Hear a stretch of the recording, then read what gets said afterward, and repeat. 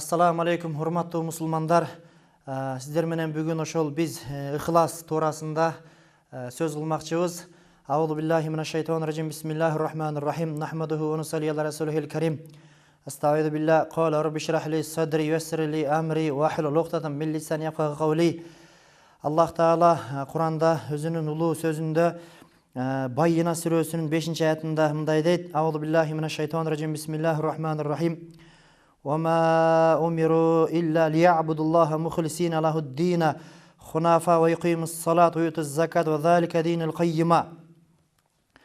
Ошол мусулмандар Аллах Таалага чын жүрөктөн, жүрөгү менен бир гана ошол Аллахтын ыраазылыгы үчүн ибадат кылууга жана ошол Алланын динин таза жана бекем кармоого буйрулушту дейт. Жана намаздарды өз убагында окууга, жана зекетти өз убагында берүүгө, мына ушул эң туура чыныгы дин дейт.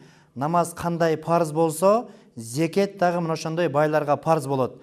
Аллах Таала ушул биз кылган ибадаттарыбыз, биздин сыйынууларыбыз, жалбалууларыбыз кабыл болушу үчүн ислам шариятында эки шарт бар. Биринчиси, ошол кылынган ибадат, кулчулук, сыйынуу 100% Алланын ыраазылыгы үчүн болуш керек.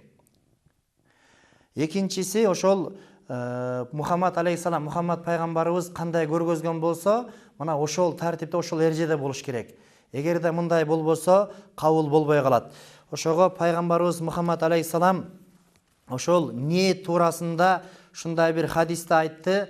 Аллах Таала пайгамбарыбызды Меккеден Мединага көчүүгө буйрук бергенде, ошол мусулмандар дин үчүн, Кудай үчүн күчө башташты. Мына ошол заманда 7-кылымда ошол Мединанын аялдары, Мединанын кыздары сулуу болгон экен. Бир жигит ошол үйлөнөйүн десе, Уммул Кайс деген бир кыз: мен Меккеге барбайм, сен Мединага келсең, ана мен сага тием деп, ушундай бир шарт коет. Анан ал жигит ошо жакшы болду, мен ошол Мединага көчүп барып, дин үчүн дагы көчүп барган болом, тиги Уммул Кайска үйлөнөм, аял дагы алам деп, ушундай бир ниеттерди кылат. Кээ бир адамдар Меккеде ошондой курмазар, курмазарлар өспөйт. Мадинада курмазар өсөт. Мен барып ошол дыйканчылык кылып, башка кылып, соода сатык кылып, байыпта кетем деп ниет кылып, эми көпчүлүк ар кандай акыбалда көчкөн адамдар болот. Бирок баса айтып кетчү нерсе, ошол мусулмандар 90%, 99%, 100%га жакын, тагыраак айтканда 100% эле дин үчүн көчкөн. Анча-мынча ошол бирек адамдар ушундай бир ниет үчүн көчкөндүгүн пайгамбарыбызга кабарлашканда, пайгамбарыбыз мындай бир өзүнүн бир улуу хадисин айтып кеткен. Бисмиллахир рахманир рахим. Ана амирил муъминина Аби Хафсин Умар бин Хаттаб радияллаху анху кал: Самияту Расулуллахи саллаллаху алейхи вассалам якул. Момундардын башчысы, момундардын амири, Хафстын атасы Умар Хаттабтын уулу, Аллах андан ыраазы болсун, ал киши айтып атат: мен дейт Мухаммад алейхиссаламды, Мухаммад пайгамбарыбыздын айтып атканын уктум эле дейт. Пайгамбарыбыз эмне дептир? Иннамал а'малу бинният ва иннама ликулли имрин ма нава. Албетте бардык иштер, бардык кылган амалдар ниетке жараша болот дейт пайгамбарыбыз. Жана ошондой эле ар бир киши эмнени ниет кылса, мына ошого жетет дейт. Ошого жетет дейт.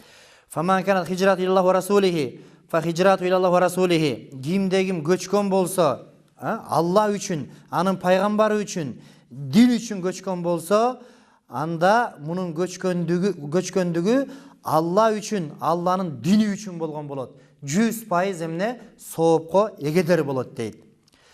Оман канат хижрат лид дуния юсибаха. Ал эми кимде ким бир дүнүйө максатта, дүнүйөгө жетейин деп көчкөн болсо, мына ошол дүнүйөгө жетет. Аллах Таала мына ошол дүнүйөнү ал кишиге эмне насип кылат дейт. Ау имраатин янкихуха.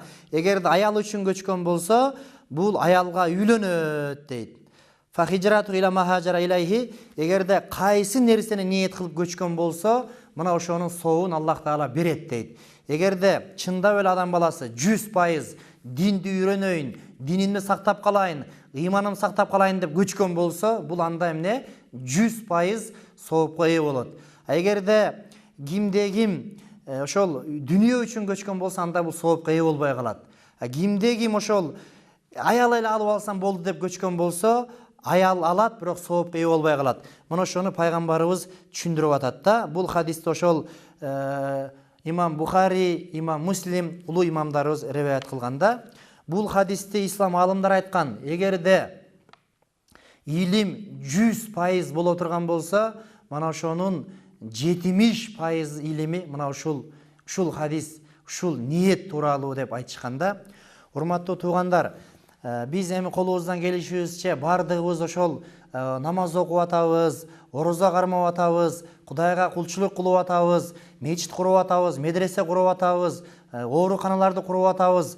Бирок ошол ниетибиз 100% Аллахтын ыраазылыгы үчүн болуш керек. Эгерде андай болбосо, анда сооп болбой калат. Сахабаларыбыз, улуу сахабаларыбыз айтат, биз дейт ушул амал кылуудан, согуштардан, намаз окугандан, орозо кармагандан чарчаган жокпуз дейт. Бирок эмне ушул ниетибизди жаңылап, ниетибизди оңдогон бул ушундай кыйын нерсе экен да. Шайтан келип ушундай бир ар кандай жаман ойлорду салат.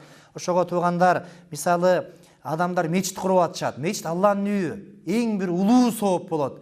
Бирок Кудай сактасын, эгерде Кудайдын ыраазылыгы үчүн эмес, элдер мени мактасын, баланчанын баласы кыйын чыкты десин деп кура турган болсо, бул тескерисинче күнөө болот туугандар.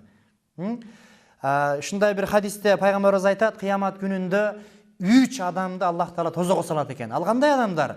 Алар тең үчөө тең бир улуу адамдар болгон. Бирөөсү эмне? Аалым, кары, Куран жаттаган, ислам шариатын окуган, илим билимдүү бир улуу аалымды Кудай Таалам тозого салат экен. Ал киши айтат экен кыяматта: "Эй Кудай, мен сенде диниңди окудум, Кураныңды окудум, мен ушундай бир Куран жаттадым, илим окудум, мен бейишке барышым керек эле" деп Аллах Таалага айтканда, Аллах Таала туура ошондой болуш керек эле. Бирок сен мен ыраазылык үчүн эмес, мен үчүн эмес, бир дүнүйөгө жетүү максатында, кадыр барк топтоо максатында, авторитет топтоо максатында окугансың. Ошол дүнүйөгө, ошол кадыр баркка жеттиң. Анын убактылуу дүнүйөдө бүттү. Эми сени мен тозого салам деп, ошол Куран жаттаган аалымды, илим окуган, хадис окуган, фиг окуган, тафсир окуган аалымды Кудай Таала тозого салат экен. Ниети туура эмес болгондуктан себептен. Кудайым сактасын туугандар. Экинчиси, мечит курган, медресе курган, суу чыгарган, жетим жесирге жардам берген байды Кудай Таала тозокко буйруйт экен. Ал адам айтат экен: "Эй Аллахым, мен сен деп мечит курдум, мен сен деп ооруканаларды курдум, мен сен деп жетим жесирге жардам бердим, ушундай кылдым. Мен эмне үчүн тозокко түшүшүм керек?" дегенде Аллах Таала туура ошондой. Бирок сен ошол берген байлыкты Кудай берди, Кудайдын ыраазылыгы үчүн жумшайын деген максатта эмес. Мен өзүм таап алдым, кыйындыгыман таап алдым. Акылы кемдер кедей болуп жүрөт, ачка болуп жүрөт. Мен кыйынмын, мен өзүм эле таптым деп ошол Кудайдын ыраазылыгы үчүн эмес, элдер мени мактасын, мен депутат болоюн, мен авторитет болоюн, мен бай болоюн деген максатта, дүнүйөлүк максаттарды каалап кылгансың. Ошол себептен сен тозокко түшөсүң дейт экен да туугандар. Ошол себептен ошол амалыбызды 100% чын жүрөктөн Кудай Тааланын ыраазылыгы үчүн гана кылышыбыз керек да. Үчүнчүсү, элди коргоп, жерди коргоп, динди коргоп, шейит болуп өлгөн адамды Кудай Таала тозокко буйруйт экен. Ал адам айтат экен: "Эй Аллахым, мен сен деп, мен ошол диниңди коргоп, мен ошол исламды коргоп, шейит болуп өлдүм. Мен эмнеге тозокко түшүшүм керек?" дегенде Аллах Таала айтат экен: "Туура ошондой. Бирок сен 100% ошол ниетиңде мен ыраазылыгым үчүн эмес, дин үчүн эмес, эл жериң үчүн эмес, сен ошол 100% элдер мени мактасын, баланчанын баласы баатыр болоюн деп, тарыхта калайын деп, ушундай бир ойлорду кылгансың. Мен ыраазылыгым үчүн эмес, атак даңк, кадыр барк үчүн кылгансың, сен тозокко түшөсүң" дейт экен. Эми туугандар, Аллах Таала эң биринчи ахиретибизди берсин. Көптөн көп адамдарга мен ушундай таң калам да, аябай таң калам. Мен ушу тарыхта калсам деп көп адамдар ушуну сүйлөйт да. Эми туугандар, мейли тарыхта калдың, алтын тамга менен, бриллиант тамга менен, күмүш тамга менен жазылып тарыхта калдың. Бирок тозокто күйүп атсаң, ахиретиң өрттөнүп атса, ахиретиң бузулуп атса, ага окшогон тарыхтын, ага окшогон алтын барактын, ага окшогон күмүш барактын, бриллиант барактын эмне кереги бар? Тозокто күйүп атсаң, көрдө күйүп атсаң, ахиретиң өрттөнүп атса, ахиретиң бузулуп атса, ошого туугандар, эң биринчи ошол биз эмне? 100% Кудай разы болсун, Кудай бизге мээримин төксүн деген максатта иш алып барышыбыз керек туугандар. Антпесе болбойт, кылган ибадаттарыбыз кабыл болбой калат туугандар. Ошол себептен ушу ниет өтө бир улуу нерсе да, улуу нерсе. Мындай бир окуя болгон, ушуну айта кетели. Бир адам ушундай бир суусап, ушундай бир чаңкап, кудуктан суу ичейин десе, кудуктун айланасында ат байлаганга бир казык жок экен да. Анан ал адам ошол бир казык таап келип, мага окшоп ушу атты улоо байлаганга казык таппай кыйналган адамдар пайдалансын деп, баягы казыкты бекемдеп кагып коюп кетип калат. Аллах Таала эмне? Бул адамга дагы сооп берет. Ниетинде эмне? 100% ошо Кудайдын ыраазылыгы үчүн кылган себептен. Кийин бир убакыттар өтүп, ошол адам келип, баягы бир адам келип, суу ичейин деп баягы казыкка чалынып жыгылат. Анан кой, мага окшоп адамдар ушул казыкка дагы чалынып жыгылбасын деп, баягы казыкты сууруп ыргытып ийет. Мына таңга буга да Кудай сооп берет туугандар. Көрдүңүздөрбү? Бири казыкты кагып сооп алды, экинчиси казыкты сууруп коюп сооп алды. Эмнеге десе, экөөнүн тең ниети туура да. Бири мага окшоп адамдар, кыйналган адамдар эмне? Атын байлап казыкка суу ичсин деп казык какты. Экинчиси мага окшоп адамдар казыкка чалынып жыгылбасын деп казыкты сууруп койду. Ошого туугандар 100% кылган ниеттерибиз Алла үчүн болуш керек. Алла үчүн болбосо Алла Таалам кабыл кылбайт. Мейли мечит кур, медресе кур, намаз оку, ороза карма, башка кыл, кабыл болбой калат туугандар. Көптөгөн адамдарга таң каласың. Ушундай өзү Кудайга деле ишенбейт. Анан кийин ороза кармай берет экен. Эмнеге кармап атасыз десе, эл кармап атса кармап атам, элдер кармап атсаң жаман көрөт экен дейт. Бул кабыл болбойт туугандар. Бул өзүң чаңкаганың, суусаганың эле кабыл болбойт. Кудай сенекөбүздүн ибадатыбызга муктаж эмес. Ошол себептен биз бардык кылган иштерибизди, ибадаттарыбызды 100% Аллах үчүн кылышыбыз керек туугандар. Ушундай ниет эң бир улуу нерсе, эң бир ушундай жакшы нерсе. Пайгамбарыбыз айтат, мусулмандын ниети кылган ишинен жакшыраак дейт. Мусулмандын ниети кылган ишинен жакшыраак дейт. Ниетибизди оңдогонго аракет кылышыбыз керек.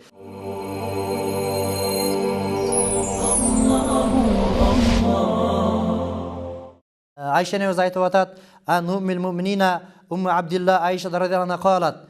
Момундардын энеси Абдулланын апасы Айша энебизден Аллах андан разы болсун. Ушундай Айша энебиздин мындай бир Айша энебиз ниет кылчу экен, эгерде мен балалуу болгон болсом, атын Абдулла коем деп. Ошол себептен Абдулланын апасы деп атат. Бирок Айша энебиз балалуу болгон эмес. Кудай Таалам Айша энебизге бала берген эмес. Айша энебиз айтып атат, "Кала Расулуллах саллаллаху алейхи вассалам." Пайгамбарыбыз айтыптыр, "Ман ахдаса фи амрина хаза ма лайса минху фахуа раддун." Эгерде кимде ким бир иш кыла турган болсо, ошол кылган иши биздин динибиздин мыйзамдарында Алла Таала каалагандай, Куранда көрсөткөндөй, пайгамбар хадисте айткандай болбосо, фахуа раддун, бул кайтарылган дейт. Муну Аллах Таала эмне? Кабыл кылбайт дейт туугандар. Равахул Бухари ва фи риваят ли Муслим, Муслим риваяты боюнча, "Ман амала амалан лайса алейхи амрана фахуа раддун." Ким бир ишти кылса, мына ошол иш ислам дининен болбосо, фахуа раддун, бул дагы эмне? Кабыл болбойт дейт. Мына туугандар, Индияда адамдар Кудай деп бир аялга сыйынып атышат. Бир иконага сыйынып атышат. Бул кабыл болбойт. Кыргызстанда кээ бирлери түшүнбөстүктөн Сулайман тоого сыйынып атышат, таштарга сыйынып атышат, дарактарга сыйынып атышат. Бул дагы кабыл болбойт. Кээ бир жерлерде уйларга сыйынып атышат. Ошого акыркы дин, чыныгы дин бул ислам дини. Аллах Таала Куранында өз сөзүндө айтат, астагфирулла, "Инна дина индаллахил ислам."